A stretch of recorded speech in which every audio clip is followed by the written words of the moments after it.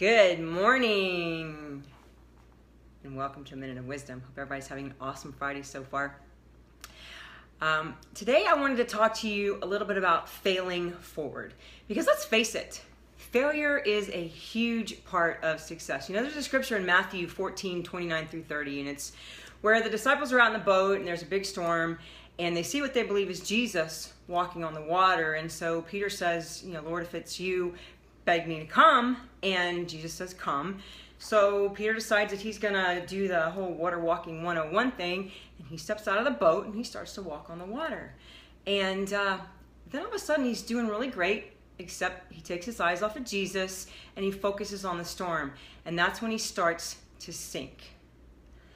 You know, it wasn't the storm that caused him to sink, because the storm was there, the waves were there, everything was there when he first stepped out of the boat. It's when he took his eyes off of Jesus, when he took his eyes off where he was headed and focused on the storm that was around him, that's when he started to sink. You know, there's always going to be a risk when we try something new. Let's face it, everybody fails at some point, and if you're not failing, you're probably not doing much of anything. John Wooden said that failure isn't fatal, but failure to change might be, and I absolutely agree with that. Thomas Edison said, I haven't failed, I've just found 10,000 ways that it won't work. Now, if anybody should have had a reason to quit, he should have.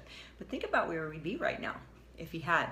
You know, you shouldn't think of your failures as defeats, but as lessons, especially if you're an entrepreneur. You know, I've heard it said that when your memories are bigger than your dreams, you're headed for the grave. Or, as God says in Proverbs 29:18, where there is no vision, the people perish. You know, if you can't see where you're headed, if you can't see where you're going without a dream to propel you forward, you're done, you're dead, you're dying.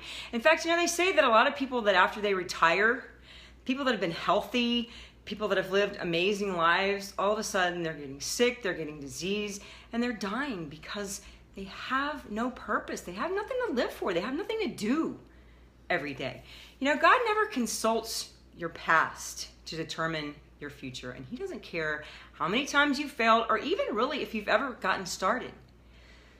He wants you to have new dreams, dreams that are bigger than anything that you have ever experienced, dreams that are bigger than you could ever imagine.